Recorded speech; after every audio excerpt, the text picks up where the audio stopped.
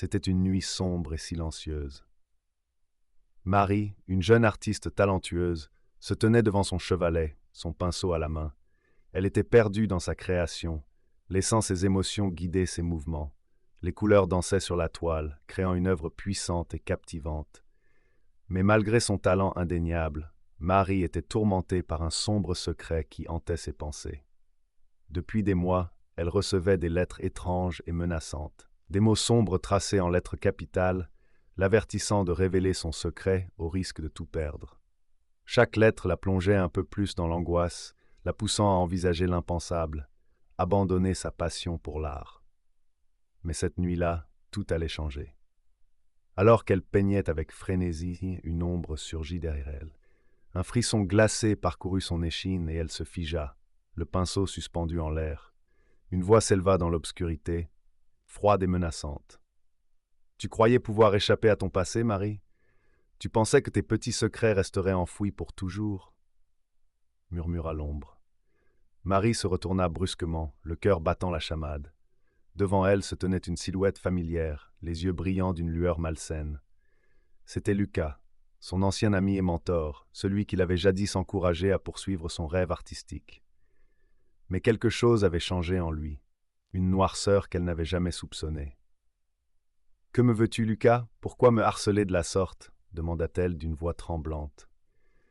Un sourire cruel étira les lèvres de Lucas alors qu'il s'approchait lentement d'elle. « Je veux ce qui m'appartient, Marie. Ta réussite, ton talent, tout cela m'appartient de droit. Et si tu veux que ton petit secret reste enfoui, tu sais ce que tu dois faire. » Les mots de Lucas résonnèrent dans l'atelier, emplissant l'air de menaces et de danger. Marie sentit la panique l'envahir, mais au fond d'elle, une étincelle de détermination s'alluma. Elle ne pouvait pas se laisser intimider par les démons de son passé. Elle devait trouver la force de se battre, pour elle-même et pour ceux qu'elle aimait. Charlotte se tenait là, tétanisée devant la porte close de l'hôpital. Son cœur battait la chamade, son souffle se faisait court. Elle n'osait pas franchir le seuil, de peur de ce qu'elle allait découvrir de l'autre côté. Son mari, Michael, avait été victime d'un accident de voiture et était entre la vie et la mort. Les médecins avaient été clairs, son état était critique.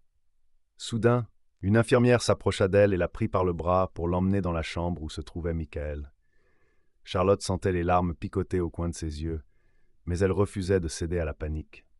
Elle devait être forte pour lui. Elle poussa doucement la porte et entra dans la pièce. Le spectacle qui s'offrit à ses yeux la glaça sur place. Michael était pâle, irréel, allongé sur le lit d'hôpital, des machines l'entourant, émettant des bips réguliers. Son visage était marqué par la douleur, mais il était là, vivant. Charlotte sentit un poids immense se soulever de ses épaules. Elle s'approcha du lit, prit la main de son mari dans la sienne.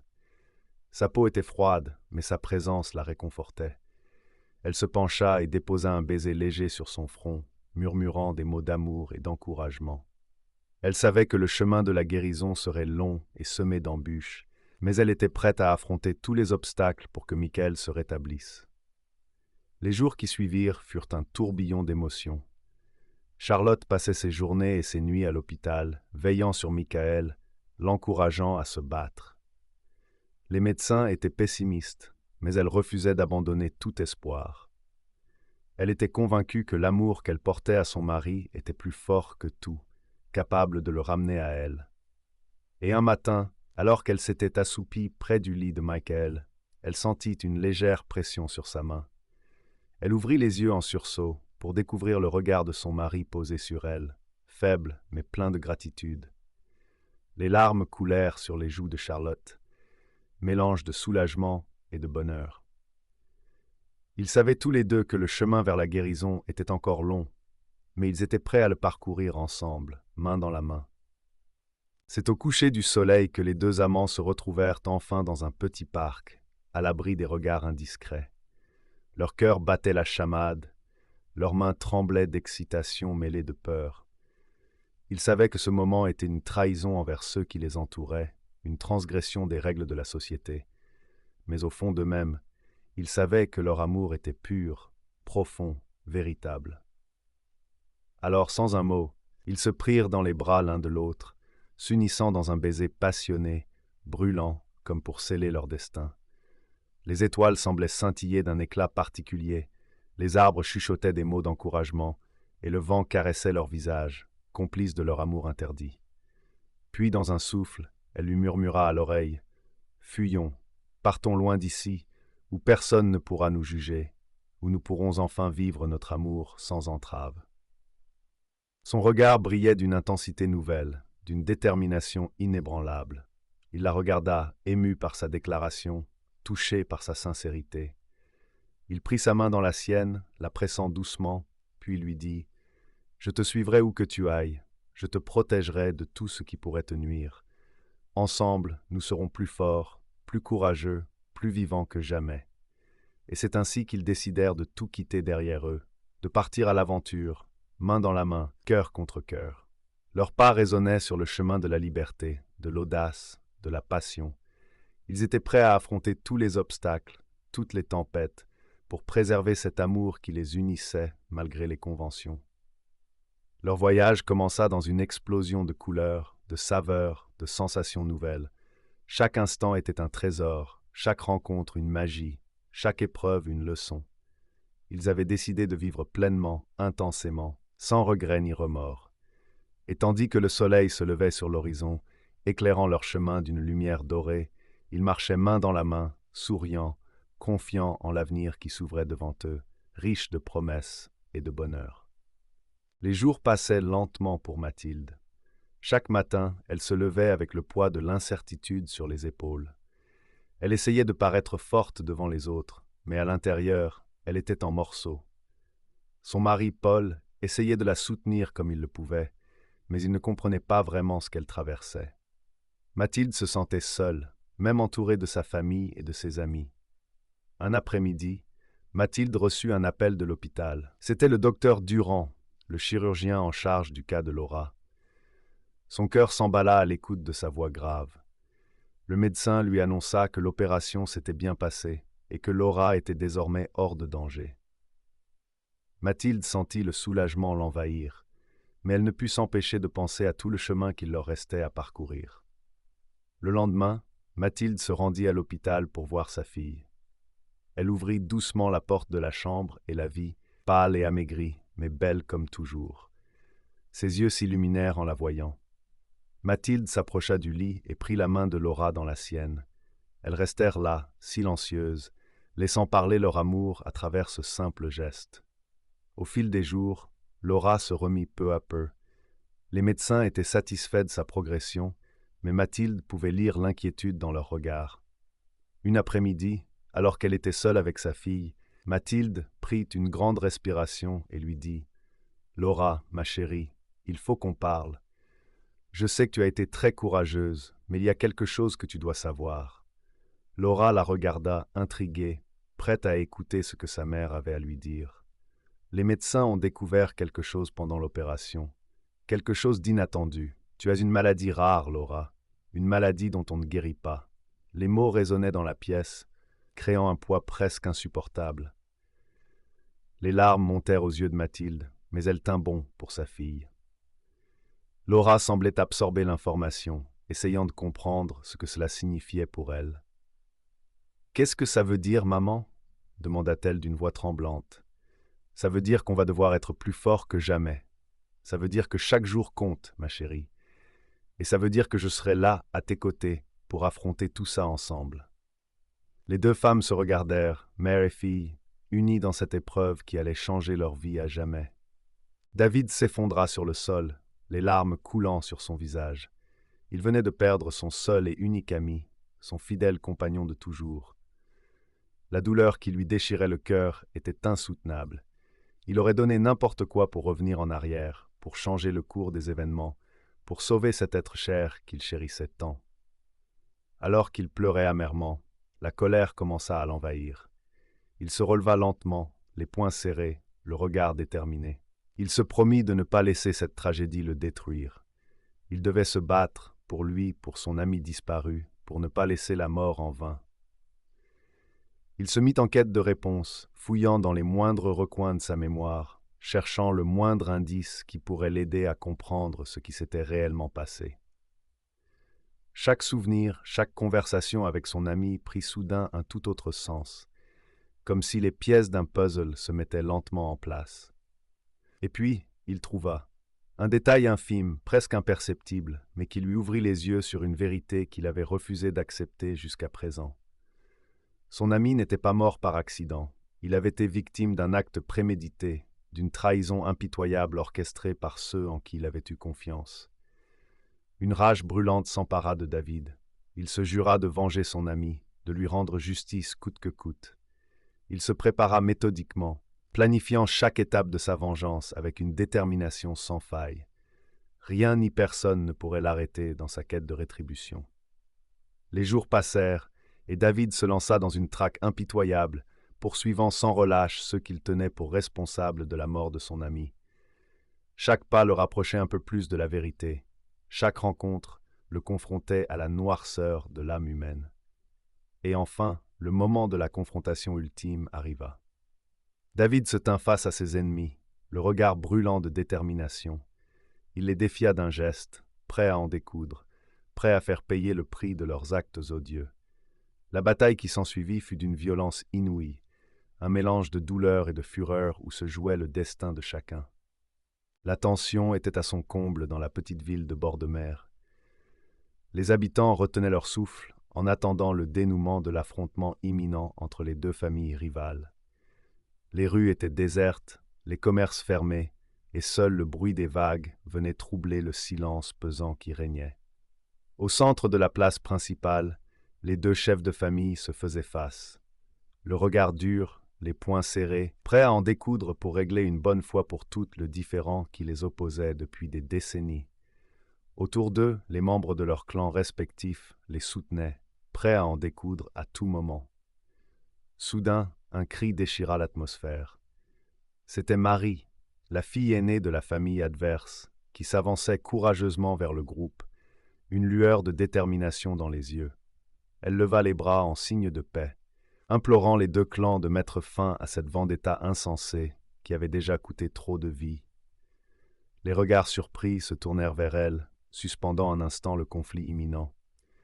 Dans un élan d'émotion, elle se mit à raconter l'histoire tragique qui avait déchiré leur famille autrefois, rappelant les souvenirs douloureux qui hantaient encore les esprits. Les visages se crispèrent, les cœurs se serrèrent, et un vent de réconciliation souffla sur la place. Les chefs de famille baissèrent les armes, les larmes aux yeux, réalisant enfin que la haine et la vengeance ne faisaient que perpétuer la douleur et la souffrance. Les deux familles se rapprochèrent timidement, hésitant, mais animées d'une volonté sincère de tourner la page. Les poignées de main furent échangées, les excuses prononcées, les pardons offerts. Et dans un moment de grâce, les ennemis d'hier devinrent les alliés de demain, unis dans la réconciliation et la promesse de construire un avenir meilleur. La foule, émue aux larmes, éclata en applaudissements, célébrant la fin de la vendetta et le triomphe de l'amour sur la haine. Marie, au centre de l'attention, rayonnait de fierté, réalisant que son courage et sa compassion avaient permis de guérir des blessures anciennes et d'ouvrir la voie à la paix. Et tandis que le soleil se couchait sur l'horizon, baignant la place d'une lumière dorée, les habitants de la petite ville de bord de mer savaient que leur histoire serait désormais marquée par ce moment de réconciliation et d'espoir, où les rancœurs du passé s'étaient dissipées pour laisser place à un avenir lumineux, forgé dans l'unité et la fraternité. Lorsque le soleil se leva sur la petite ville côtière, Emma sentit une boule d'anxiété se former dans son estomac. Aujourd'hui était le jour où elle devait enfin affronter son passé, où elle devait faire face à celui qui avait causé tant de douleur et de souffrance dans sa vie. Elle se rendit au vieux phare abandonné, l'endroit où tout avait commencé des années plus tôt. Chaque marche qu'elle montait la rapprochait un peu plus de la vérité, de la révélation qui allait changer sa vie à jamais. En ouvrant la porte du phare, elle sentit une gelée glaciale l'envahir. L'intérieur était sombre, poussiéreux et empli de souvenirs qui menaçaient de la submerger. Mais Emma s'accrocha à sa détermination et avança, pas à pas dans l'obscurité oppressante. Soudain, une voix familière s'éleva dans la pièce, la faisant sursauter. C'était lui, l'homme qu'elle redoutait de revoir. l'homme qui avait brisé son cœur et sa confiance. Face à face, les émotions étaient intenses, la tension palpable. Les mots qu'ils échangèrent étaient comme des lames acérées, coupant profondément dans les plaies encore ouvertes de leur passé tumultueux. Les regrets, les reproches, les excuses se mêlaient dans un tourbillon d'émotions déchirantes. Pourtant, au milieu de la tempête émotionnelle, une lueur d'espoir commença à briller. Peut-être, juste peut-être, il y avait une chance de guérison, une opportunité de pardonner et de reconstruire ce qui avait été détruit. Les heures s'écoulèrent sans qu'ils ne s'en rendent compte, absorbés par leur échange honnête et brutal. Quand le crépuscule se glissa à travers les vitres poussiéreuses du phare, Emma et l'homme firent un pacte silencieux, un pacte de rédemption et de renouveau. En sortant du phare, le poids qui avait oppressé le cœur d'Emma pendant tant d'années semblait s'être dissipé. Elle sentait enfin la paix intérieure, la résilience de celle qui a traversé l'obscurité pour trouver la lumière. Et alors qu'ils se tenaient côte à côte, regardant le coucher de soleil sur l'horizon lointain, Emma sut que, malgré les cicatrices du passé, l'avenir était entre ses mains, prêt à être façonné par sa force et sa détermination. Lorsque Sarah ouvrit la porte de sa maison, elle sentit son cœur se serrer. Les meubles renversés, les bibelots brisés, tout indiquait une intrusion violente. Son regard se posa immédiatement sur le cadre photo de sa famille, désormais brisé en morceaux sur le sol. Les larmes montèrent aux yeux de Sarah alors qu'elle se précipitait dans les autres pièces, cherchant son fils. Finalement, elle trouva Tommy recroquevillé dans un coin sombre du salon, tremblant de peur. En le prenant dans ses bras, Sarah sentit une bouffée de soulagement mêlée de colère. Qui avait fait ça? Et surtout, pourquoi? Les jours qui suivirent furent remplis d'anxiété. Sarah décida de rester avec Tommy chez une amie, le temps de comprendre ce qui se passait. Les autorités furent contactées, mais en l'absence de preuves tangibles, il leur était difficile d'agir. Sarah se sentait seule et désemparée, ses pensées se tournant inlassablement vers ce mystérieux agresseur. Un soir, alors que Sarah peinait à trouver le sommeil, elle entendit un bruit suspect provenant de la rue. Se glissant silencieusement hors du lit, elle se dirigea vers la fenêtre et écarquilla les yeux en reconnaissant la silhouette masculine devant sa maison. Son souffle se coupa alors qu'elle le vit tenter d'ouvrir la porte d'entrée avec une clé. C'était lui, l'homme qui avait saccagé sa maison, qui terrorisait sa famille. Sans réfléchir, Sarah composa rapidement le numéro d'urgence et attendit, le cœur battant, que la police arrive. Les minutes lui parurent une éternité alors qu'elle observait l'intrus, déterminée à entrer à l'intérieur. Enfin, les sirènes retentirent au loin, et l'homme, réalisant qu'il avait été repéré, prit la fuite. La police arriva rapidement et prit en chasse l'assaillant. Sarah sentit les larmes couler sur ses joues alors qu'elle réalisait à quel point sa famille avait été en danger. Tommy dormait paisiblement à côté d'elle, ignorant la terreur qui venait de se jouer sous leur toit. Finalement, l'homme fut appréhendé et conduit au poste de police. Sarah dut identifier son visage et réalisa avec effroi qu'il s'agissait d'un ancien collègue de travail, licencié pour des comportements violents. C'était lui, l'homme qui avait tenté de détruire sa vie. Les jours qui suivirent furent empreints de soulagement, mais aussi de peur. Sarah avait du mal à se remettre de cette expérience traumatisante, mais elle savait que sa famille était en sécurité, du moins pour le moment. La bataille ne faisait que commencer.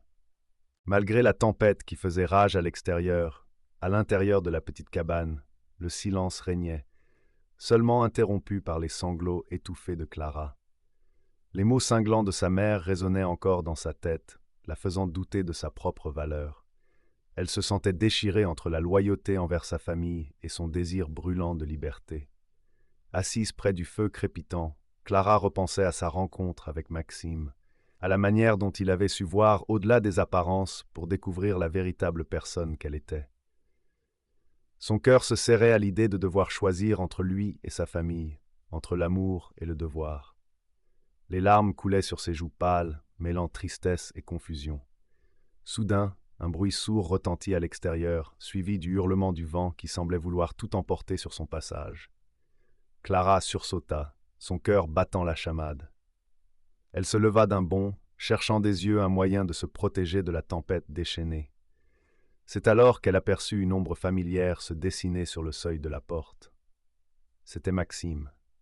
Son visage était marqué par l'inquiétude, mais ses yeux brillaient d'une détermination farouche.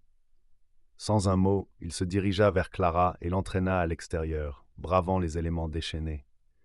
Le vent fouettait leurs visages, la pluie glaciale trempait leurs vêtements, mais ils avançaient, unis par un lien invisible mais indéniable. Guidés par une force mystérieuse, ils arrivèrent à un abri précaire caché au sommet de la colline. À l'intérieur, une lueur chaleureuse les enveloppa, les protégeant de la fureur de la tempête. Clara regarda autour d'elle, émerveillée par la beauté simple de l'endroit. Elle sentit un élan d'espoir naître en elle, un sentiment de liberté qu'elle n'avait jamais connu auparavant. Maxime prit délicatement les mains de Clara dans les siennes, plongeant son regard dans le sien avec une intensité troublante. « Clara, écoute-moi, murmura-t-il d'une voix douce mais ferme. Tu es libre de choisir ton propre destin, de suivre ton cœur où qu'il te mène. Peu importe les obstacles, je serai là pour toi, toujours. » Les paroles de Maxime résonnèrent en elle, réveillant une force insoupçonnée. Clara sentit les chaînes qui l'avaient retenue si longtemps se briser, laissant place à une nouvelle détermination. Dans un élan de courage, elle se tourna vers Maxime et scella leur destin d'un doux baiser, symbole de leur amour naissant et de leur volonté de défier le destin. Soudain, une détonation retentit, interrompant brusquement le baiser passionné entre Emma et Lucas.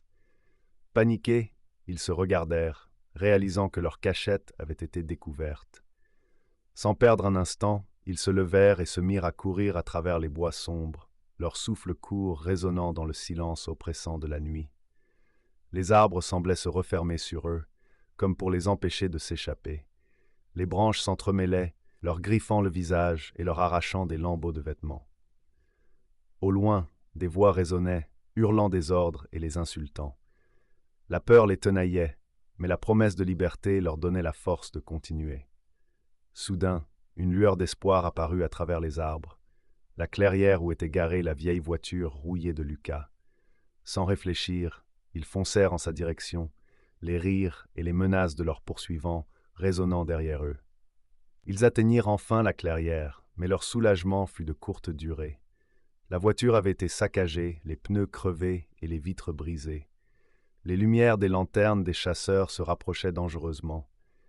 Lucas regarda Emma avec détermination et dit d'une voix ferme « On n'a pas le choix, on doit continuer à pied. » Sans perdre un instant, ils abandonnèrent la voiture et s'enfoncèrent dans la forêt, espérant échapper à leurs poursuivants. Chaque bruit, chaque craquement de branches était amplifié dans le silence de la nuit, les faisant sursauter à chaque instant. Ils couraient à en perdre haleine, leurs jambes les portant malgré la fatigue et la peur qui leur nouait l'estomac. Soudain, un piège se referma sur eux. Une corde tendue entre deux arbres les fit trébucher, les envoyant valser dans un buisson épineux. La douleur leur arracha un cri de surprise, mais ils se relevèrent aussitôt, sachant que chaque seconde comptait. Ils reprirent leur course effrénée, ignorant la douleur qui leur lacérait les membres. Enfin, au loin, une lueur d'espoir, les premières lueurs de l'aube perçaient à travers les frondaisons. Une énergie nouvelle les anima, les poussant à redoubler d'efforts pour atteindre enfin la frontière et la liberté. Les cris de leurs poursuivants semblaient s'estomper, remplacés par le chant des oiseaux annonçant un nouveau jour. Ils franchirent enfin la frontière, leurs pas résonnant sur le sol durci par le gel de la nuit. Un sentiment de soulagement mêlé à une joie indicible les submergea. Ils s'étaient échappés, ensemble, contre vent et marée. Main dans la main, ils s'enfoncèrent vers l'horizon, prêts à affronter tous les défis que l'avenir leur réservait.